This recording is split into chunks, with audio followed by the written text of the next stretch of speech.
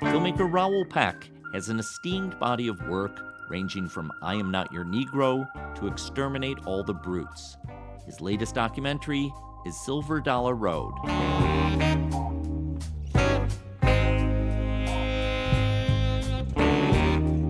I'm Thom Powers, and this is Pure Nonfiction.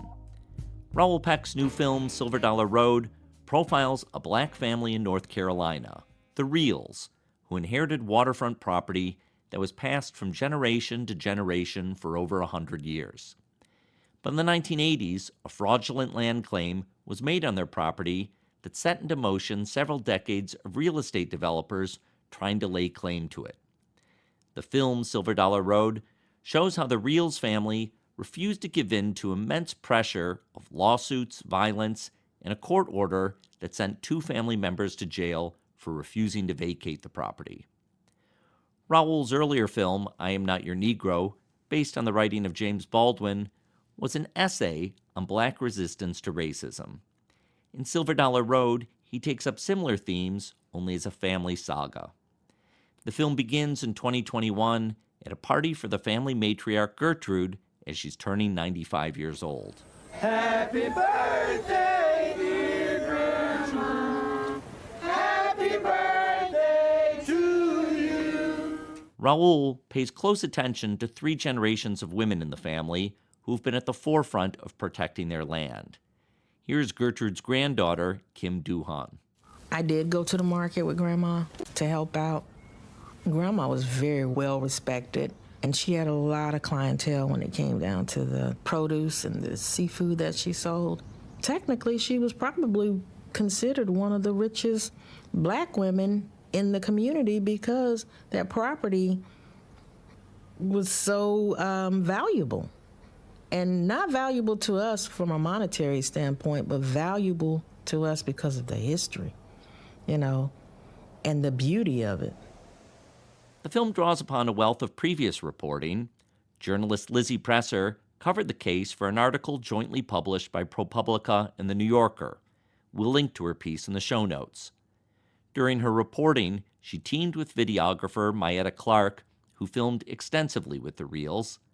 When Raoul joined the project, that footage was a valuable resource.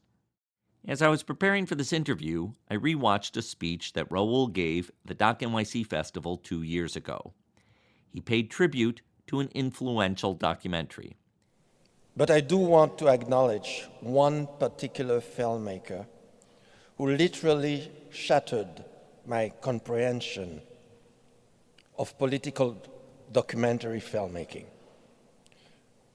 When I didn't even know that I wanted to become a filmmaker. I felt then something that I never ever felt again in such a visceral way. The notion of reality in the making caught on film.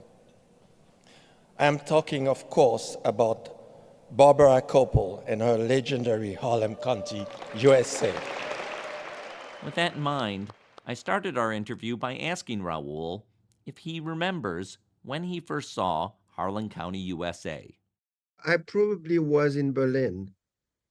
I was in an environment that was very political. We were very often on the streets. We were working with unions. I was, in organized groups. It was a very international set of people. And I probably saw it, I don't know, but I probably have seen it during the Berlin Film Festival. I don't remember what year it was, by the way.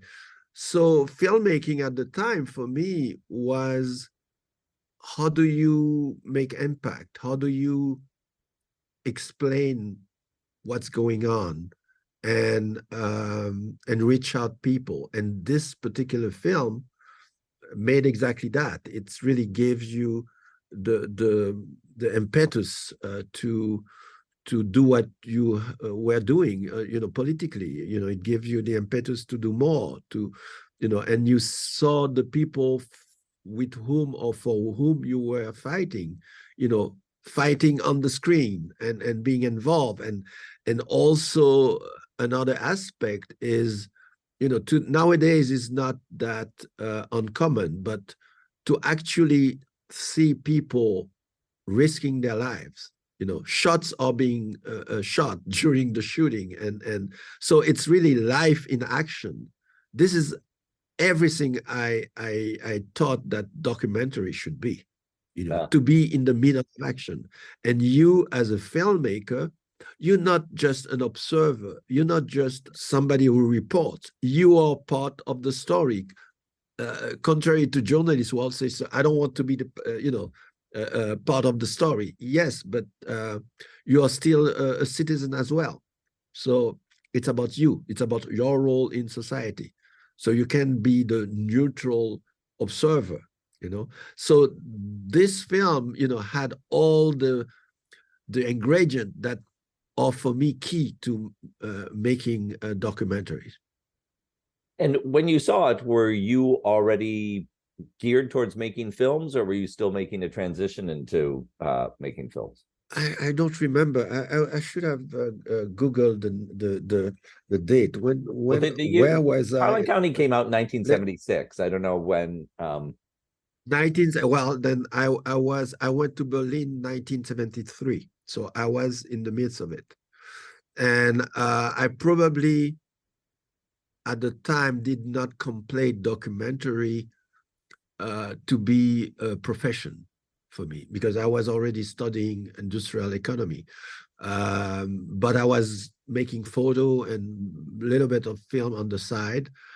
And I think it's probably unknown to me, influenced me, to show me that in fact, filmmaking is an incredible tool for whatever the political job we were doing.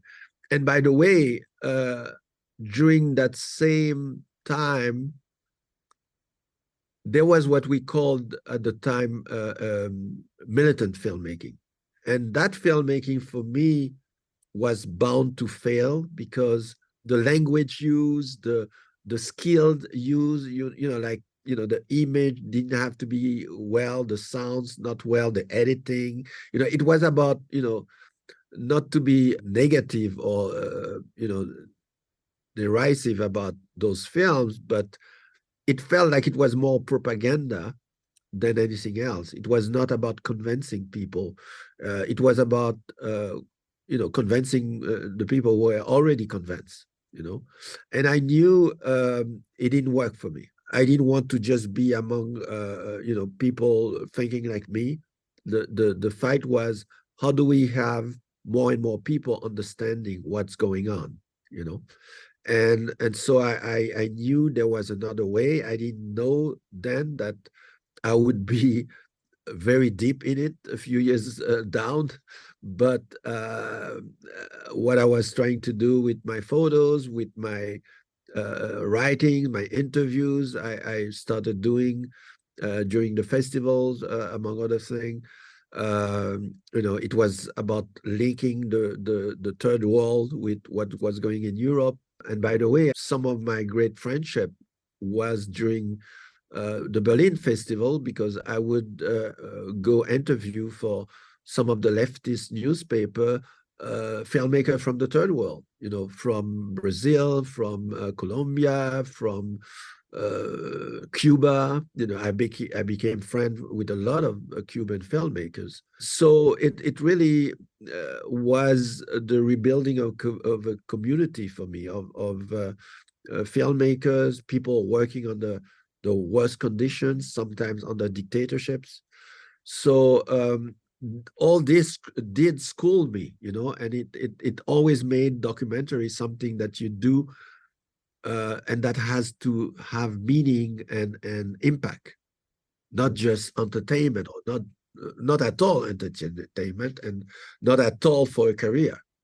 It was about, how do you move everything forward. Let me fast forward to Silver Dollar Road. This is a story that goes back several decades, and the work that you're doing in this film builds upon work that other journalists and videographers have been doing. Lizzie Presser is the ProPublica journalist who wrote a big article about this story in 2019. And I understand a videographer working with ProPublica, Mayeta Clark, had been doing a lot of filming over the years. Can you talk about the qualities that those two journalists brought to this story?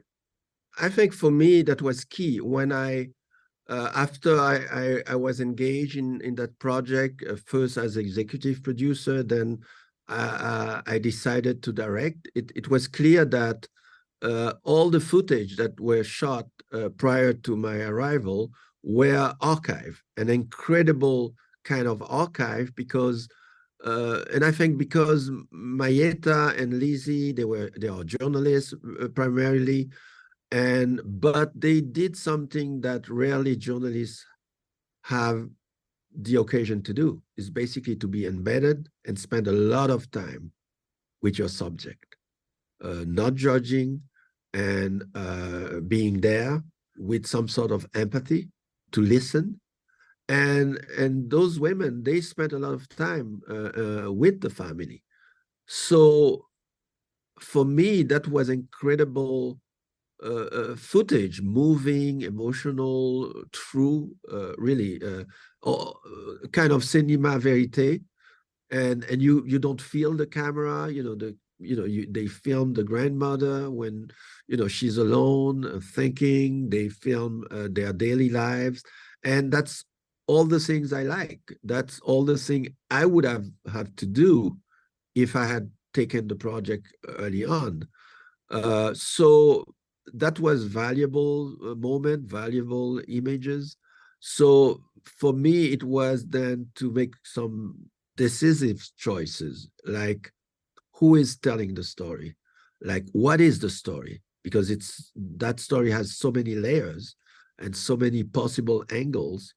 So, but it was quick for me. The first thing I did, which helped a lot, is that I decided to edit all those archives, to see what do I got, what is there, because I knew it was incredible, valuable, but what can I really use, in order to tell a story? So I basically had 40 minutes of edit, and I felt the film was there. I had the idea of a film. I had, how it would develop. And then I took the decision, the core decision was to have Kim and Mamie telling the story, the two women who have been, carrying the weight of this whole tragedy. And that was an important choice, because they were extraordinary storyteller. They are strong women. They are women who has no problem in showing their weaknesses as well, that they can be depressed, they can be sad, they can be totally discouraged. And they were funny. They were strong. So you can't have better narrators, And then politically, it also was important for me to say, okay, do I go into what usually, I would say, US documentaries and sometimes European documentaries does, is to, okay, you have that family story or that individual story, and let's make it bigger by going on the other side and interrogated everybody. Let's, bump it up in, let's have talking heads. Let's have specialists.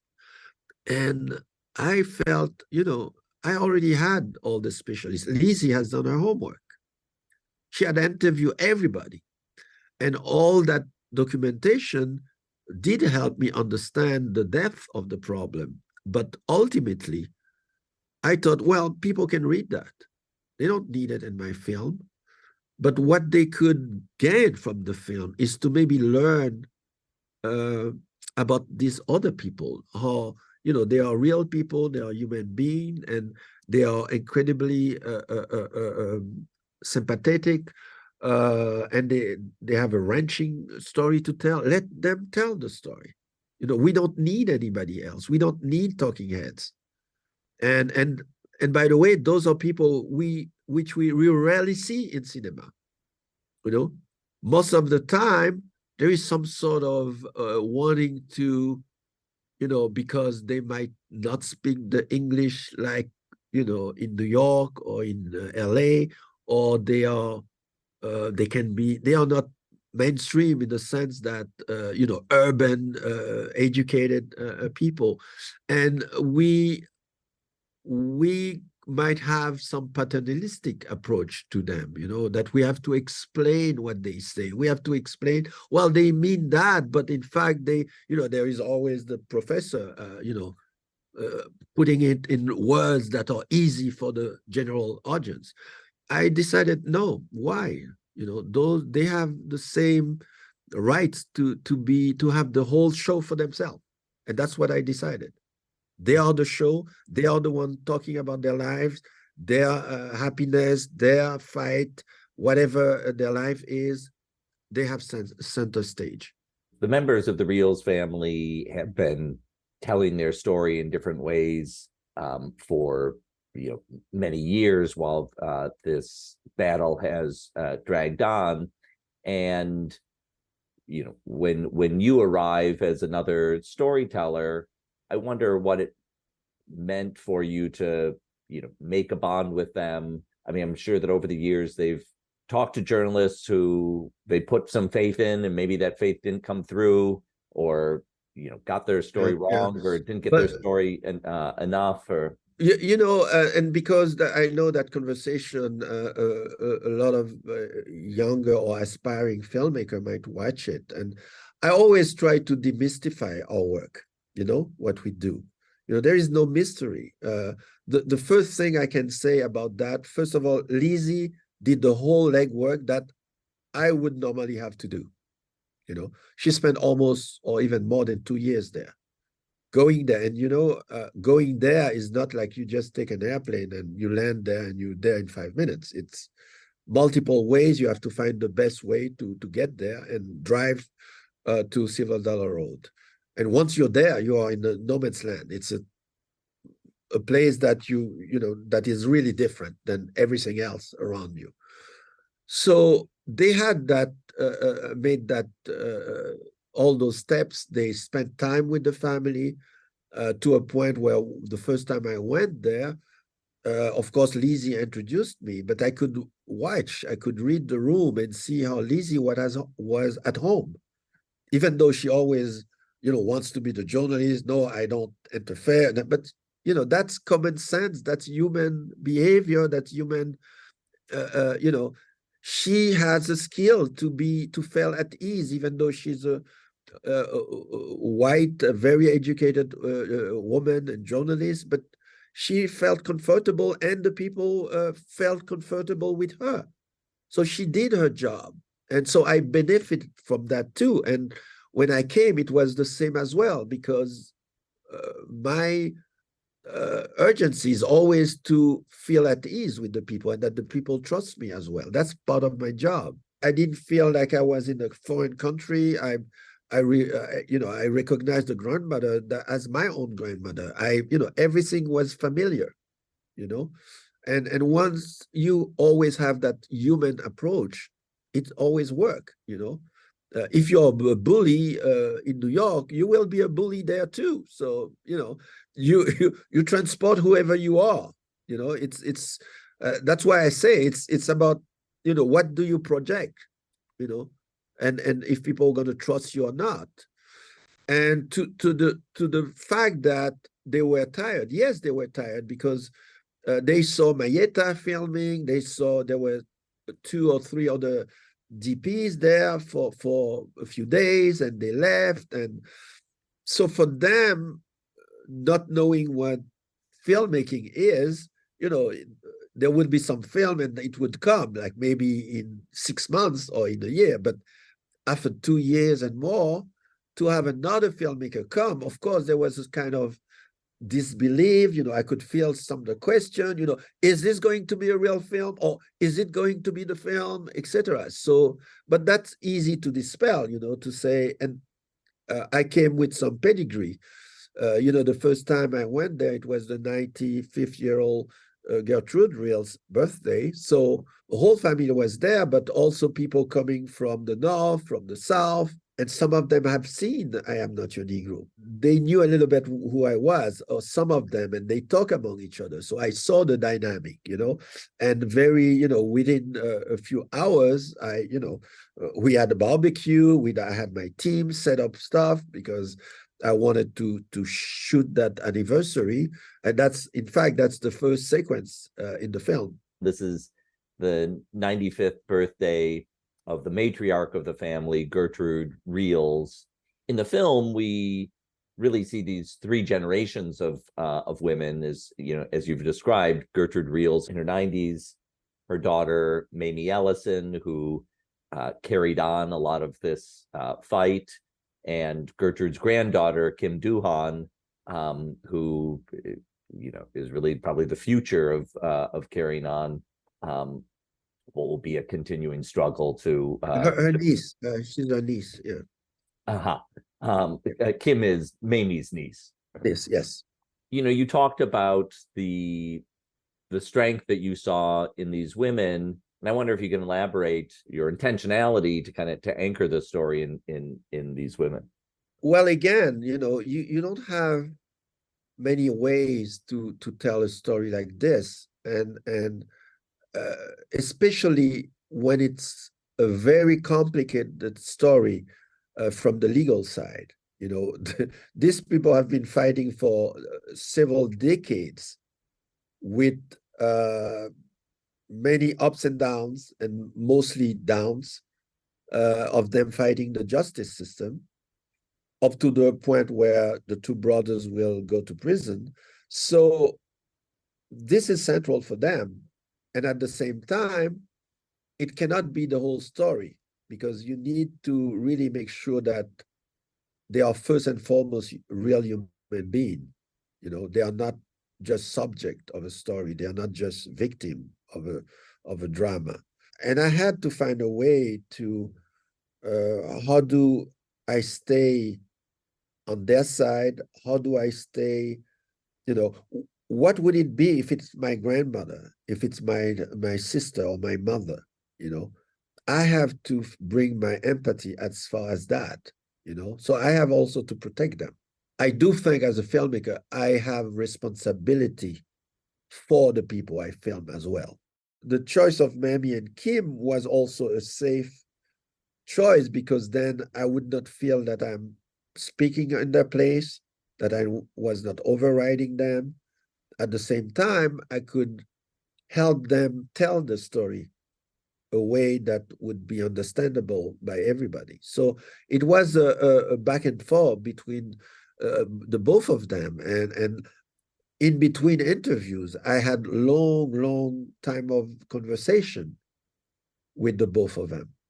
It was important that I understand stuff that were unsaid, that I also know what kind of tension there were in the families. There are stories that we don't need to tell because that's not the man's story. And I took side, very clearly. I excluded everything that could be a sort of they say, she said, and okay, and show what I call the other side. No, because the other side, we know it. We have seen it in thousands of films, the promoter, the lawyers, the judges, we know those stories. What I wanted to stay with, and I think that's why people are angry at the end of the film, is that those people are close to you by the time the film ends. You've been living with them. You trust them. You feel them. And you see what the outside world, because that's how you feel it. The outside world is basically, harassing them, putting them in jail, taking their livelihood from them, although they were asking nobody for anything, and that's the anger, that injustice. And so I think the film managed to do that because I made the choice at the beginning to stay close to them. So two other key figures in the story are Melvin and Lacurtis, the two brothers who were sent to jail by a judge for 8 years for refusing to vacate their land. Can you talk about what your experience of Melvin and LaCurtis were?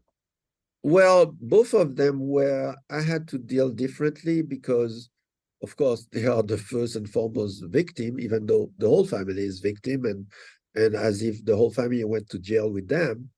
But they are the one who basically made the decision that no, we're not going to sign up and leave the land and destroy our houses. We better go to prison. And so they went to prison, but without knowing that it will take 8 years. Going to prison for contempt, this is just, you go for a few days, for a week, and the worst is that you have to come back in front of a judge after 90 days. But to be put in a cell, and we are talking a sheriff cell, not like a federal prison where you have all sort of services. You can go in the yard, you can do sport, also. No, it's a cell where you are just awaiting trial. So not knowing, you didn't commit a crime, you were not condemned for a specific amount of time in jail.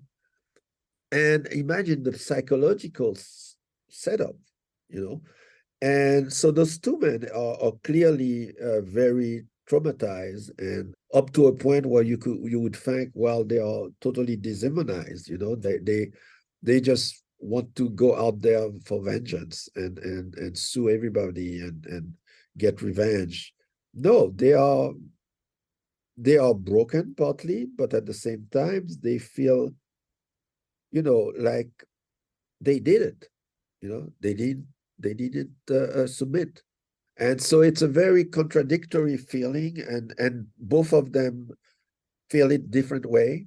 Melvin is still the exuberant, funny man and who likes to music, who, like Mammy said, who likes women, and he still wants to be a fisherman, but he's older now. He's like more than 70 years old, but he still has life in him. Whereas like Curtis, is there is a sentence he says toward the end of the film, I just try not to hate, and that's a strong statement.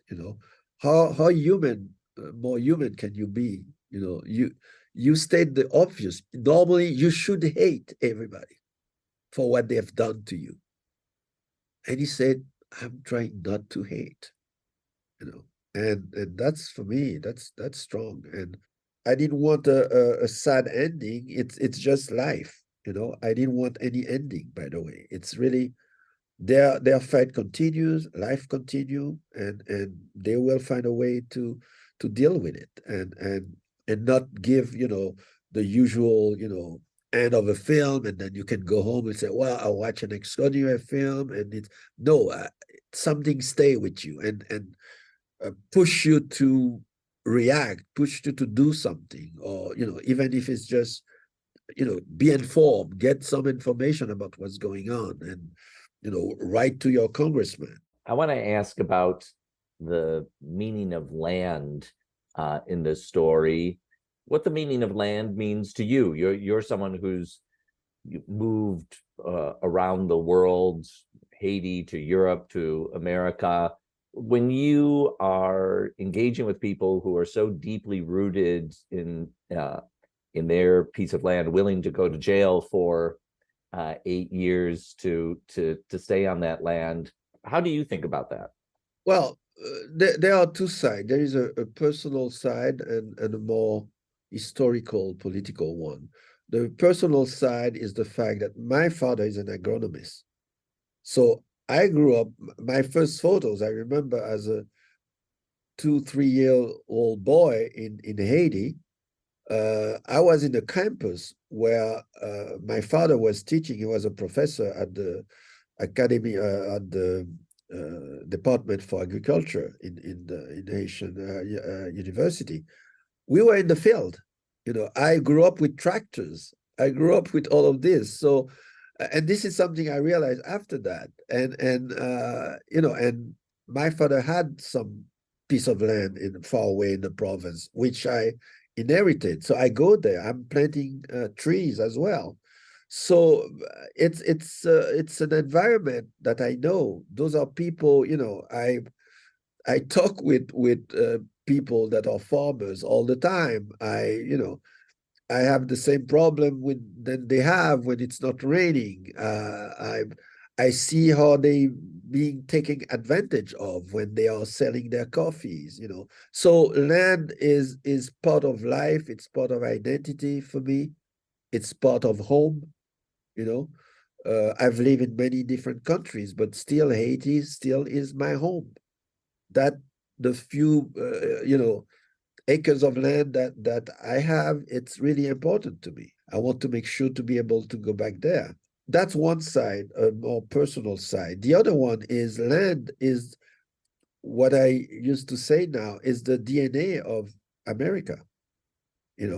America was created on stolen land. Even the concept of land property, the indigenous did not own land. They took care of land. And if people forget that, they don't understand at all what happened to America. In the same token, you can say, well, once you bring that concept to the continent that you could own, that land is a commodity, well, then people can be a commodity too. So you imported, black bodies to be a commodities that you could exchange, mortgage, etc. And you create a land where all new colonizer could get a piece of land. The state always makes sure that every new generation get more land because they knew exactly that was the source of wealth. Or one of the things they make sure of is that the indigenous people had less and less land and that the enslaved did not have land at all. And until the Civil War, after the Civil War, land was promised because everybody was expecting, now what? We are free. So what's the story now? Are you, expect us to go and work in factories or, you're going to give us the real freedom, which is let us have our piece of land. We don't need anything else from you. But even that did not happen. So basically, it's explained everything that we have today. So it's, there is no mystery why predominantly Black minorities, indigenous from Florida to Alaska don't have economical stability because they didn't have access to land. That's the key story. I say that in Exterminate All the Brutes. All the founding fathers were real estate people. They had something to do with land because that was the central commodity. Without land, you're nobody. That's the core problem and core issue of America. And do you feel like in Silver Dollar Road, you've found the way to personify that story? Well, yeah, it was, I didn't want to just have a story about this family alone. It was as important to put that family in the structure, the general structure of this story and this history, that you knew exactly where they are, where they fit in that bigger story. So we have moments in the film where you make clearly that connection. And we have a few subtitles also that very briefly tell the story of how, basically when Black people finally, when they didn't receive any land, basically they bought, end of 19th century, they start buying whatever they could find that was the cheapest, which was swampland and sandy coast land that they worked on and make them profitable. And then the violence came, out of jealousy and economical wants. They were violently pushed out of their land. That's how the lynching started. The lynching is not primarily a racist thing. It was used, racist was used after that, but the primary goal was, let's get those black out of that land. We need that land back.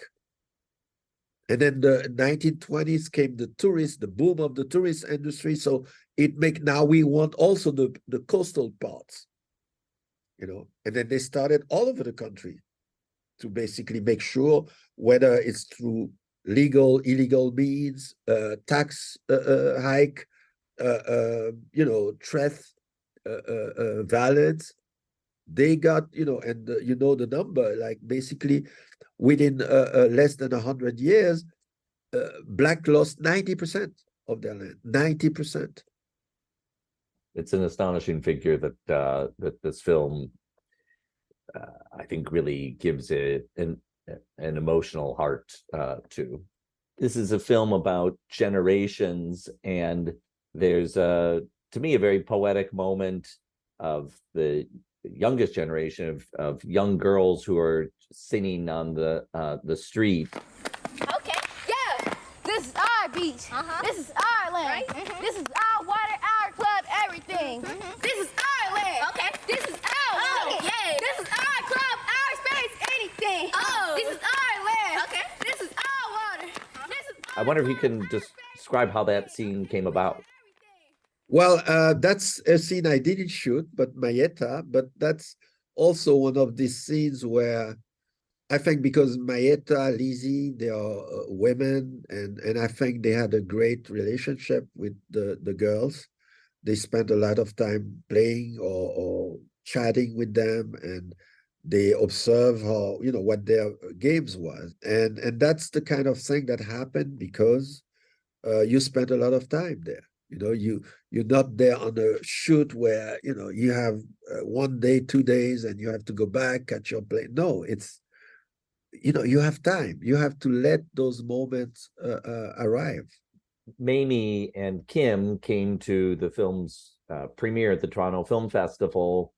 What was that experience like to be with them as this film was reaching an audience for the first time? For them, it was extraordinary. For Mamie, that was the first time she was, coming out of the US, and the first time she left, took an airplane to come to New York. That's when, I had her flown to come and work with me for a few days. And so,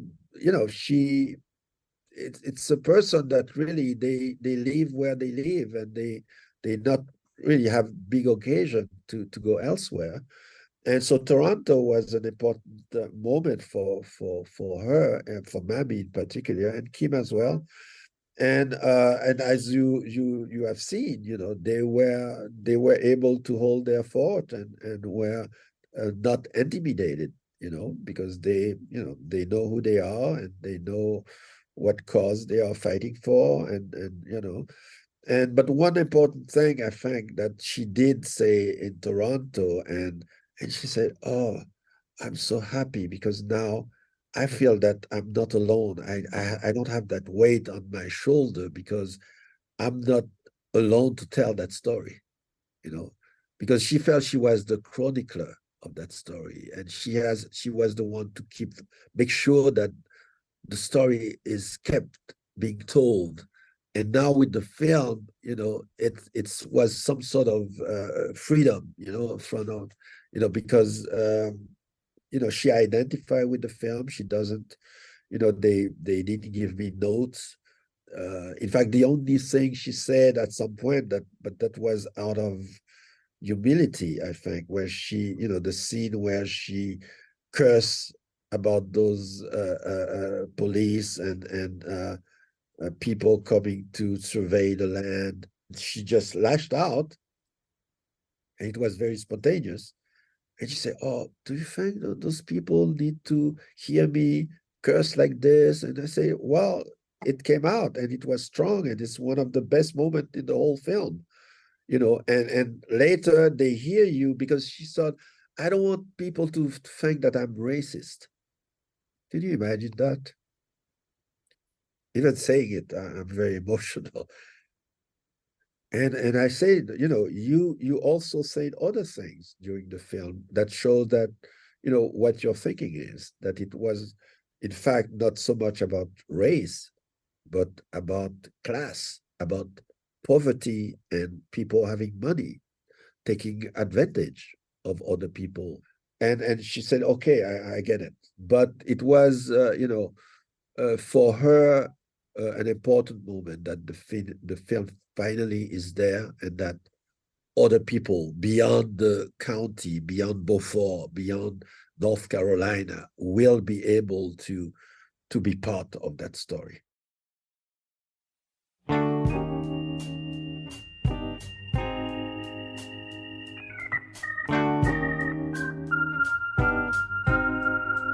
want to thank Raoul Peck for speaking with me. His film Silver Dollar Road is streaming on Amazon Prime.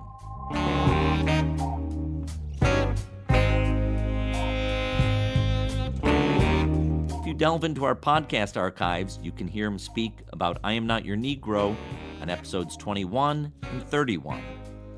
Thanks to our team, series producer Hannah Norden-Swan, marketing manager Bella Racklin, and web designer Cross Strategy. Our theme music is composed by Andre Williams, and our executive producer is Raphael Nehausen. I'm Thom Powers. You can follow us on Instagram and subscribe to our free newsletter at purenonfiction.net.